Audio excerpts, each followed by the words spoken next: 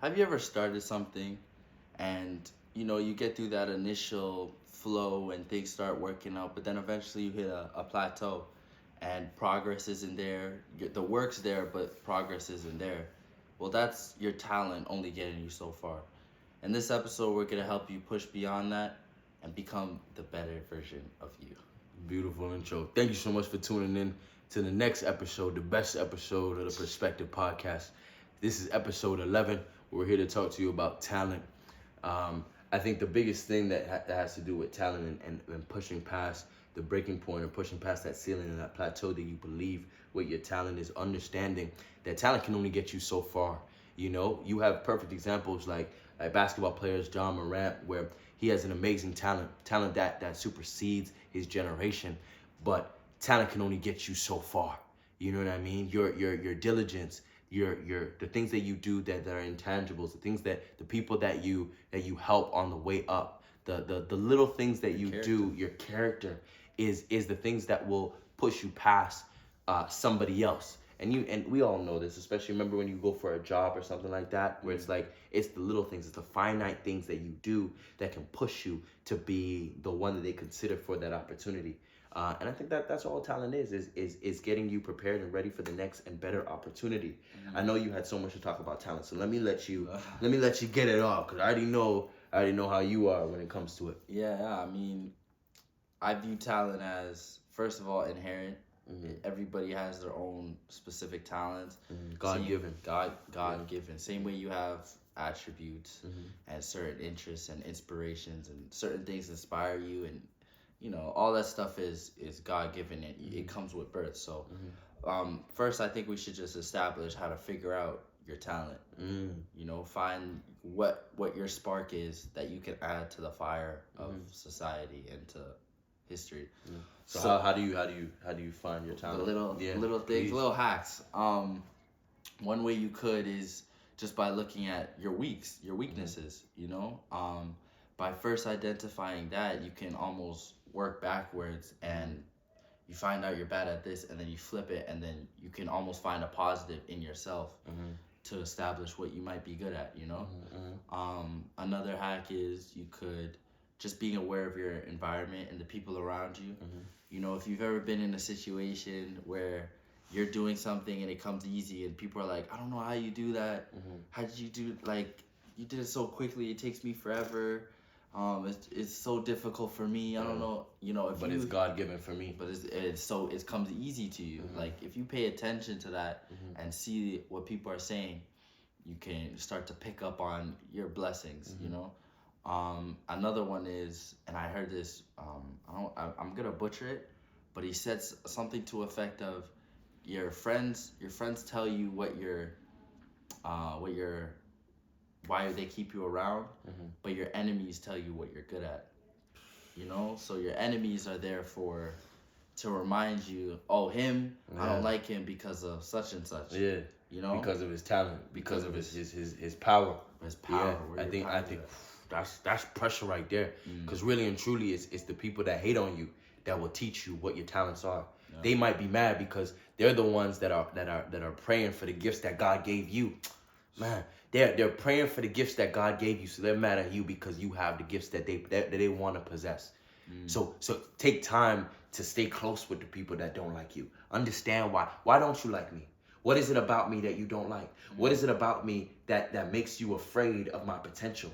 That makes you afraid of my gifts? Because that is the thing that God has given me, that he has imputed, that he has downloaded into me to make sure that I am where I need to be for my purpose. And you might be mad that you might not have the same talent as I have, but that is a clear indication of where my talents lie.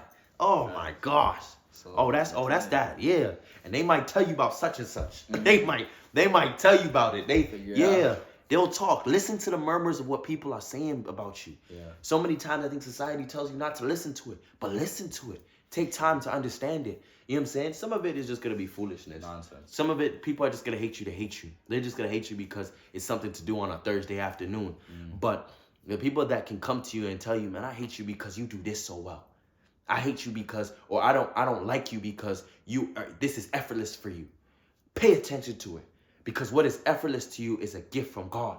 And if you don't take advantage of it, you will lose it. Not you will waste it. You will not value it because you feel as if it's nothing. It's just something I've always been good at.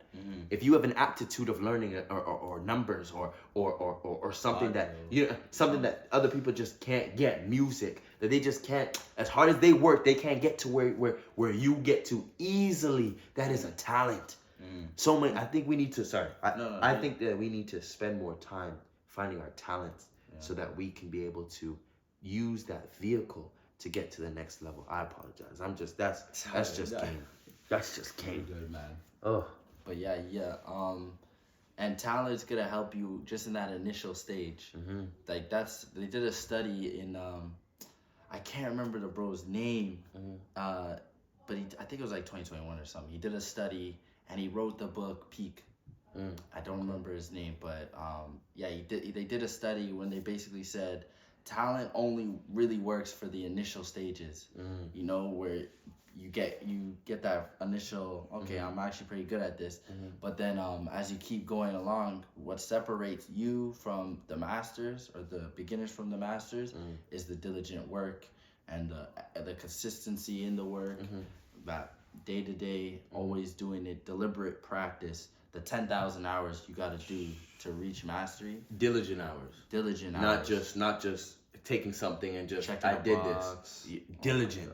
That's so important because I think so many times we'll be doing something and feeling like, oh, because I'm doing it for 3 hours, I did it. No. I'm diligent about it. I understand what I got to get done. And so I'm blocking off time to focus on what I got to do because I know that this is something that will get me to that next level. So I don't have distractions. I make sure that this is all I'm focused on.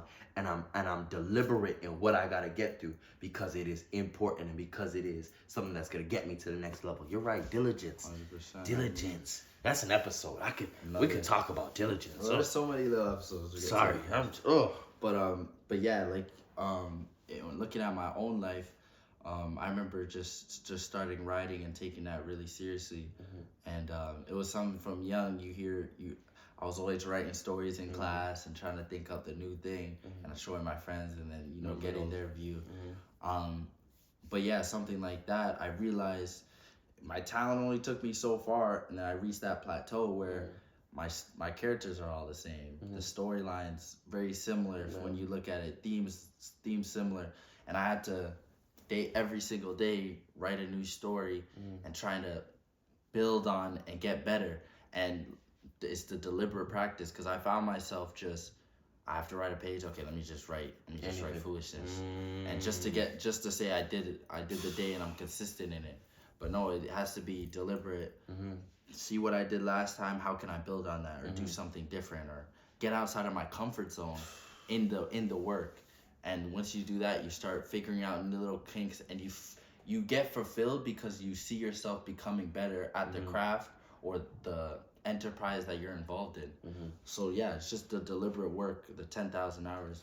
I think a lot of people even get stuck because they feel as though they're operating in their talent. They don't have to put in as much work. So they're you know what I mean? So they're not putting in 150% on something. They might put 75 because they feel like, oh, because this is so easy for me, I don't have to put in so much work. So let me just, you know what I mean? Because I think when you said that, the first thing that came to mind is working out. How many times we just go to work out to say, I'm gonna work out for an hour. So they just go in and I'm just gonna do whatever I gotta do and whatever. You know what I mean? I'm just gonna go and just be there. You know what I mean? But I'm not actually taking the time to get better. To really be diligent in what I'm doing and knowing what I'm gonna go and do, and so I'm taking the time to really put in that work. I think you're so just, you know what I mean? You hit on the exact right thing because I swear they did another study that literally proves what you're studies. Right, that literally proves what you're saying. Where they say if someone that starts enterprise and it's difficult at the beginning compared to someone that starts and it's easy at the beginning. They found that the person where it's difficult and they go through the challenges early, they have a better career in that certain enterprise because now this is just, they know the normal is the difficulty. Whereas the person that started off easy, then they see road bumps and then it's hard to progress after that. And so it's almost a blessing that you have that plateau and that difficult thing. And so I think that's a testament to life. You know what I mean? Imagine, I think the most successful CEOs, I want to say the most successful, but I think a lot of the most successful CEOs and the most uh, the most established people in our world sometimes come from such a bad past or such a difficult starting point, right? And the reason that they're able to push past the person that was not a gifted kid, but push past somebody that had the opportunities, because you got to think so many people don't have the opportunities, right? But the people that had the opportunities and wasted it is because they didn't value the opportunities. They thought everything was going to be easy because they always had these opportunities. But it's the person that has to go through the grit and grind and really be diligent in being successful. They're the ones that go and push past the rest because they had to go through all those hard stages early. So they've already gone through the mud. They already gone through those the 10,000 hours, because they knew that that's what they needed to do to be able to become successful. That's what they needed to be able to be. You know what I mean? Their day didn't go from 9 to 3. No, they were 9 to 9, because they understood that if I don't make this first 10 years, this first session or this first stage of my life, if I don't go through this hardship, right, and really put in that extra work, I might not be as talented as the next person, but they ain't gonna outwork me. Oh, you know what I'm saying? They know what it takes. They know what it is to be successful. And I think so many times the people that feel like they have the opportunities or they feel like they have the talent, they don't work as hard because they feel like, man, I'm good. Nah, I got this easy. This always been me. What? Never failed. You know what I'm saying? I've always been able to be that guy. You know what I mean? And that's why it's so important to be in other arenas and in other circumstances to fail, because if you're not in those other things to push you, you'll always feel like you're that guy, so you're good. I'm a kicker. What? And you won't know what to do when something hits you. That adversity. Every billionaire has had failed companies. Elon Musk didn't start with Tesla. I'll tell you that much. That wasn't his first enterprise. Same thing with Jeff Bezos. Same thing with all of them rich people. Bill Gates, Warren Buffett, everybody. There's something else that started. You know how many times Trump is filed for bankruptcy? That guy's you know what I'm saying? He's a different breed when it comes to business, that money thing. That business acumen, like it's one of those ones. I think so many times we think that our talent, that our opportunities that are presented to us, that's the thing that's gonna get us to be successful, and that's the thing that's gonna get you to be looked at. That's the thing that's gonna get you to be considered. But I promise you, if you want that next opportunity, if you want that next job, if you want that next stage in your life, if you want that legacy to leave for your family, you got to know that your talent is not going to be the only thing that's going to get you to be who you believe you can be. You were also talking about, and this is our private conversations, but you were saying that there are some stages to being success. To success, right? Yeah. And can you just speak on that? I think that would help them to understand what it actually takes and the cycles that we go into and we fall victim to when we're trying to be successful. Yeah, I remember reading, they said there's 5 stages to success. Just let me remember it real quick. The first stage is uninformed optimism. So like you start out something, you don't really know. You're like you hear a little bit about it, maybe through a friend or something. Like, I just want to be successful. I want to be great, but I don't really, And this seems like a good opportunity. You're optimistic about it actually going for you. I'd even say this. Social media tells you that you can make $1 million from it. Social media That's big. Different for that. That's big. You'll get the gurus telling you, do this, and you'll sell you that. So you get 5,000 a month. So you're like, okay, never like that. And then the second stage would be? The second stage is informed. Now you start to learn a little bit more. Now you in the trenches. Now you really doing it. You know what I'm saying? You're getting a little bit lay of the land. So it's informed optimism. You like, damn, I made $10. That's it? They said $1 million. Yeah. Informed pessimism. There you go. Optimism. Informed pessimism. So now you're in it now. You're learning more. You're like, Jesus. God damn. It's a little different than what they were saying. The commercial didn't say nothing about this. You know, it's a lot more responsibility. There's a lot more work that has to come with it. There's a lot more hours that has to come with it. A lot more time that I have to put into it. You're right. Yes. So you go through that, and then there's that third stage called the valley of despair, where 99% of the people that are in that stage, that's where they quit, because it's like you're doing the work, you don't see the outcomes. The progress isn't there. It's more difficult than I thought. Nothing's going right.